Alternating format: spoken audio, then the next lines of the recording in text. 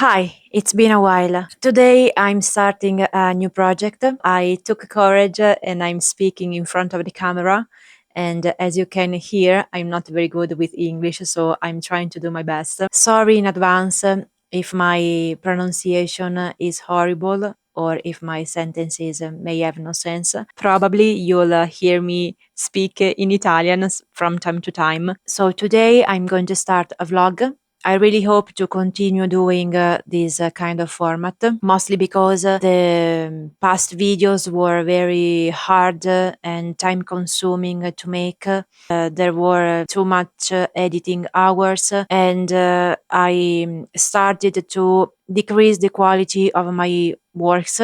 So I decided to take a long break from YouTube videos and concentrate my energies into what really give me some money right now, like the patterns. You're gonna see some changes inside my atelier. Few small changes. I was able finally to have a cutting table. In the past, I used to cut the fabric on the floor, and my back was constantly in pain. I also was able, thanks to Adamo, to make a bottom shelf. I'm very satisfied with this change because it changes everything for me.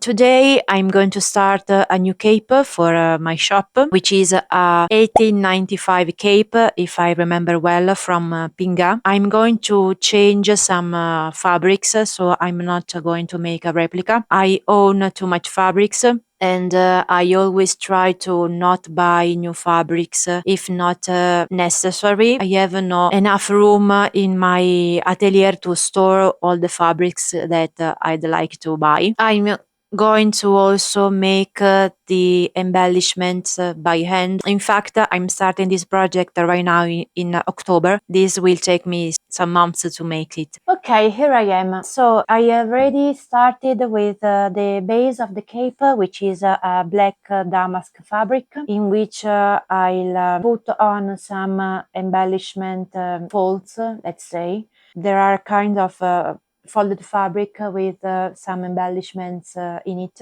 I have to interline the base because it's very light and I do not like I don't like the effect. The folds will probably add some weight to the fabric, and I do not want the base to be stretched out.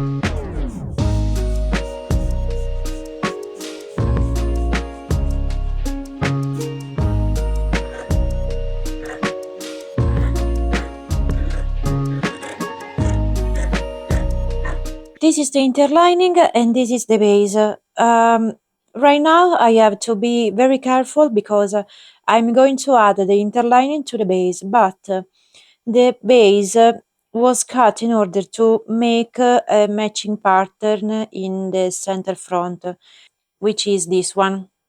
This is the center front and the center back. So I have to be very careful in order to match perfectly the seam lines, so I do not mess the pattern matching. The original cape had some lace embellishment over the fabric, and I do not have the time or the resources, this one, to find a good lace to add to a plain fabric, so I decided to go with this damask fabric, which I find it very beautiful and pretty gothic. So I'm just simply adding these two, hoping that the weight will be just fine and that the base will be able to support the next folds. Okay, I almost forgot to take the photos. If you will find some narrative gap inside this vlog is because I have to concentrate myself to take the photos and not the video, because the photos are a must have inside my job. But if I constantly forgot to take the photos, my clients were very angry with me, and they will have all the right to be angry.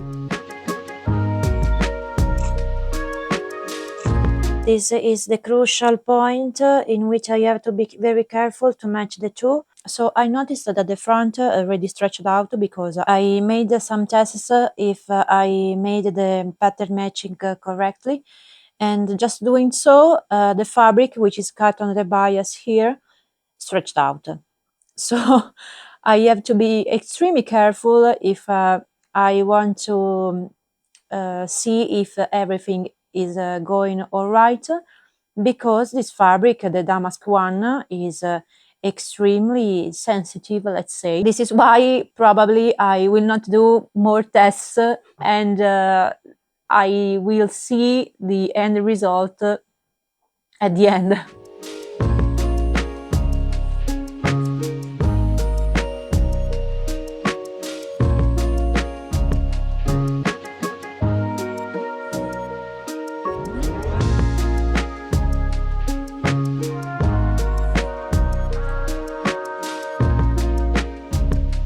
So now let's baste it, and after that I will baste it again under the sewing machine with running stitches. Yes, I'm doing it twice. I really hate to put the pins vertically. I don't know why. Maybe because I'm afraid that the pin could break under the sewing machine and finish in my eyes. It's a weird fear, I know.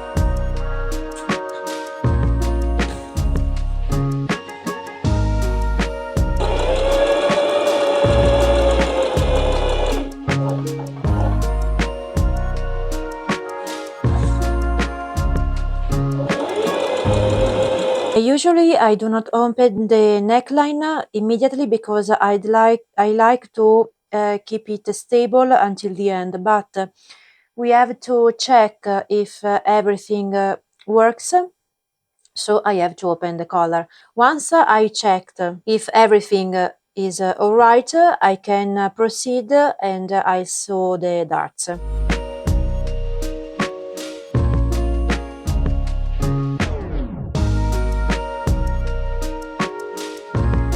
The final effect is totally different from the original one, but we have this fabric, so I like the length.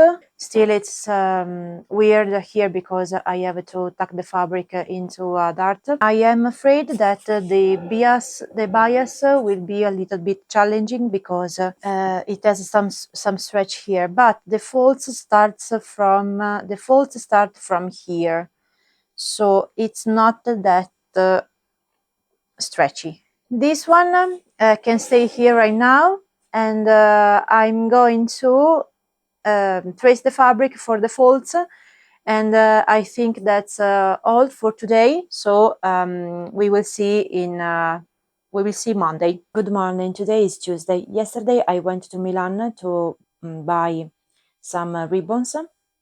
This because I only had one color, which is black, and I wanted to see if I was able to find some other colors.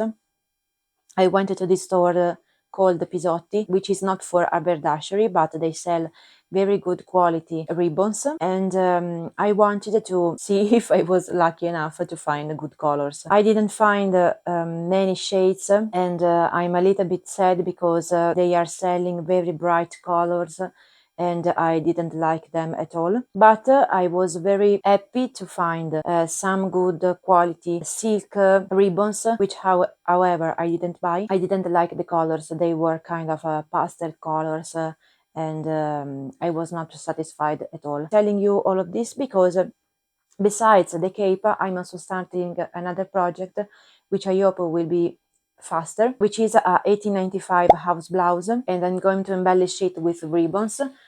These are the ribbons that I bought. They are probably made with polyester, but I know that here in Milan they sell the fabric shops sell almost the same kind of ribbons. I mean polyester, but probably they sell higher quality.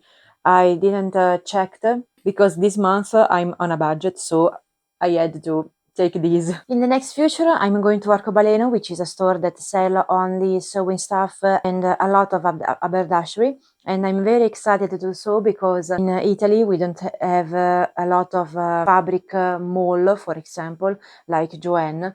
We only have small stores that only sell fabrics or haberdashery, and they are two kind of shops totally different from each other. For example, the ones that sell the haberdashery is called the merceria, and usually mercerie are very, very, very expensive, like luxury items, at least where I live. And this is why I'm very excited to go there. As regards the next project, I'm going to use this kind of fabric, which is a cotton satin, and I think that it will be enough also for the outer sleeves, which obviously are huge, as the 1895 fashion requires.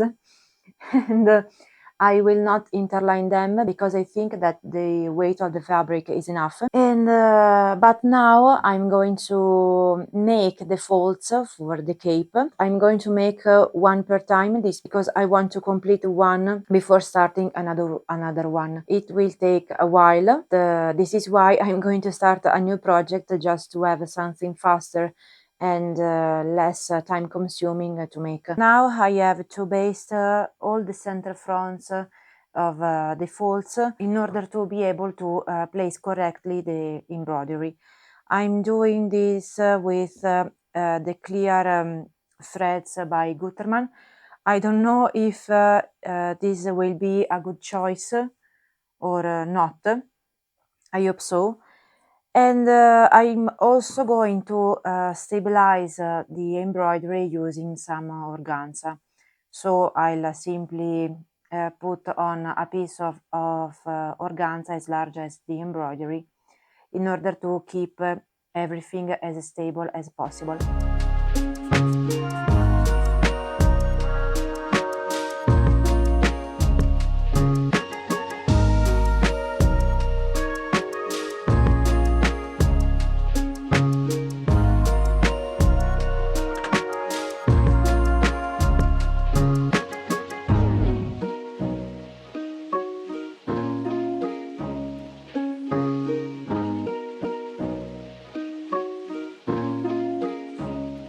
It's morning right now, and today I'm going to make some patterns. This one is for the 1895 papillon skirt. I have to totally change what you see in the computer because I made some alterations, and I need to first bring these alterations in the computer, and after that I can grade the patterns.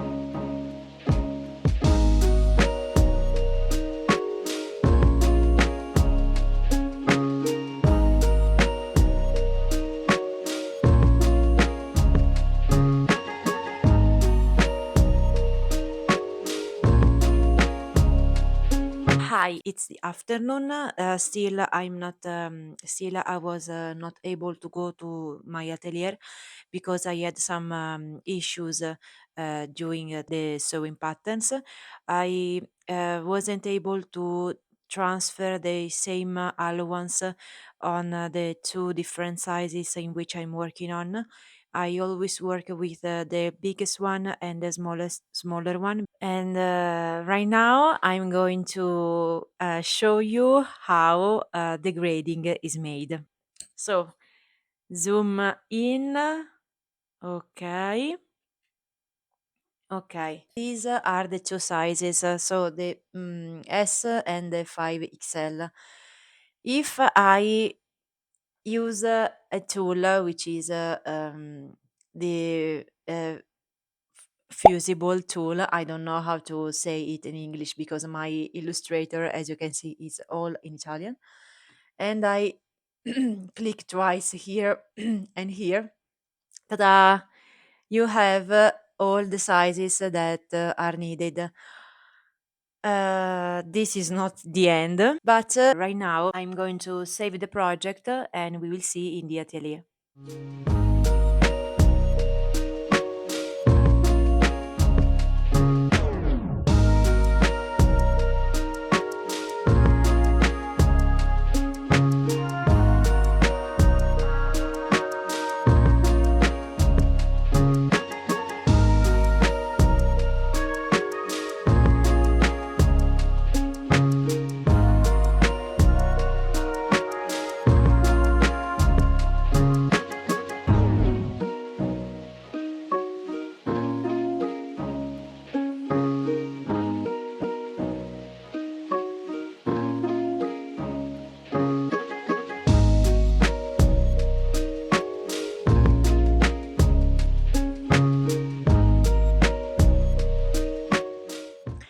Hello, it's afternoon. Today I'm going to start the new project. Since yesterday evening I finished with basting the organza to the folds. I have to pause the project since when I will receive the supporter for the embroidery hoop.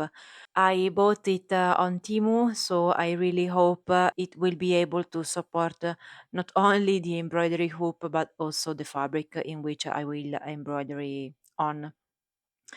But now I'm going to start new sewing patterns. I am going to make a 1895 house blouse.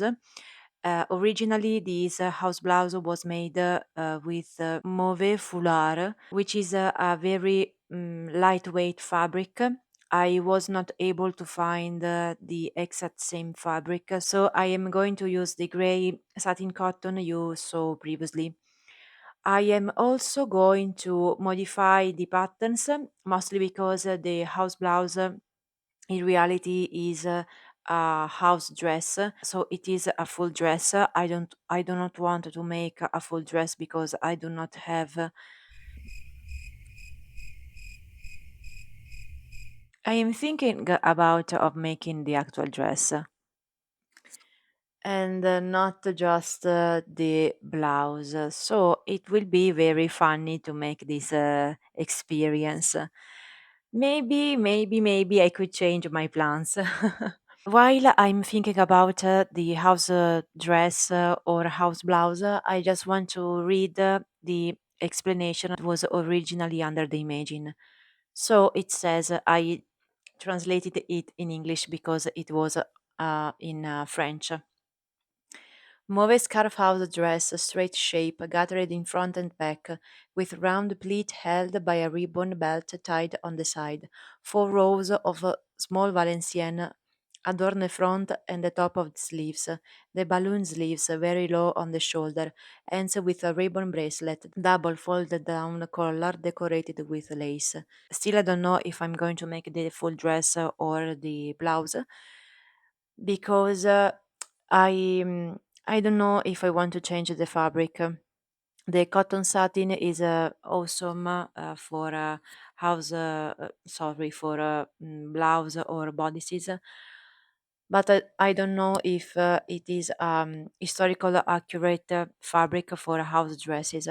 I do not think so because Usually they were made with lighter fabric, but I could also change my mind. The only thing that scares me it's the double collar. The double collar it's very weird, and I don't know if I will be able to reproduce it. I made a very fast research about what kind of fabric did the house dresses had, and I read that also cotton satin was used for that kind of dresses. Usually, I do not trust very much the IE overview that appears under the search bar, but this time I think this AE overview is kind of right. I want to read what it says. Late Victorian house dress fabrics were typically comfortable and practical, with cotton in various forms, lawn, batiste, broadcloth, satin, being common for everyday wear. Lighter weights were used in warmer months, while heavier options like wool, wool blends, or even quilted fabrics provided warmth in the winter. Silk, taffeta, and even plush or velvet were used for more formal tea gowns or dressing gowns worn at home. So I think that I can proceed with the house dress and not the house blouse. Still, I don't know if I will be decorated the house blouse with a Valenciennes. I own some very tiny laces, but I don't know if the final effect will be the one I have in mind. Mostly because this house dress is very light and it's very spring related for me. Maybe because I read that it was made in a kind of light purple fabric. If I am not going to embellish the house dress with Valenciennes, I will use the organza ribbon I bought. I do not trust very much the IE overview, so I want to make some other researches. I found a very interesting blog named recollections.biz blog, and this blog has a page called Elegance at Home Victorian Wrappers. So it talks about the difference between tea gown and wrappers. Here it says, in a woman's private quarters, used mostly in the 19th century, it was worn over a woman's clothing or under things, and thus intended to provide the modesty and protections of one's clothing while also maintaining the proper silhouette of the day. So it's a different kind of garment with less constructions. So it's very easy to do compared to tea gowns. Tea gowns were not private garments, so they were used to stay in the house, but also it was used to receive visitors. For example, here the blog says women would often wear them to receive visitors or relax around the home before changing for dinner. A wrapper, on the other hand, was never worn to receive visitors and was reserved for private use in one's own room. Then there are some quotes about different books, and I will link this very interesting blog post under here. So if you want to have a wider culture about the difference between wrappers and tea gowns, you can do it now. Still, I do not have found the research in which the IE overview said that the wrappers were also made with satin, cotton satin, but I think that I will make it anyway, mostly because I'd like to make a fancy wrapper. A few moments later. I know that the light is totally changed, but I've been working on the patterns since 4 hours straight. It's 7 p.m. right now. I am a little bit tired because I didn't had a break, but I'm very happy because I finally finished the patterns for the house dress. I am not totally sure if they work. and I'm not fully satisfied of the hem length because the total length is less than 4 meters. I was able to reach 3.60 meters. I don't know if I can make it wider, but uh, if so, I think that I have to add third panel on the center front, on the center back. I'm not that sure. The original images shows no seams on the center back, and I already made one in order to make the hem wider. Tomorrow I'm going to print the patterns, and if I have enough time, I will also do a mock-up just on the upper part of the body because I do not want to waste a lot of fabric to test the hem. Tomorrow morning I will do some other stuff. I'm going to write the ebook, so you will see me writing the ebooks and adding the photos for the photo tutorial.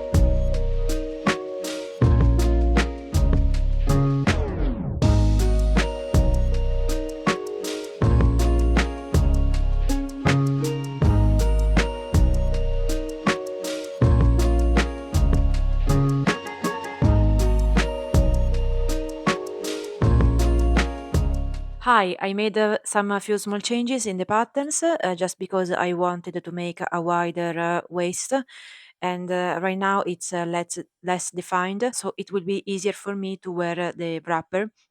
I'm also going to print the patterns right now, and I'm very excited because it's like magic for me. Seeing the patterns on my hands instead on the computer, sorry, the program. So I will hope that at the end of the day you will see the patterns in my hands ready to be transformed into an actual dress.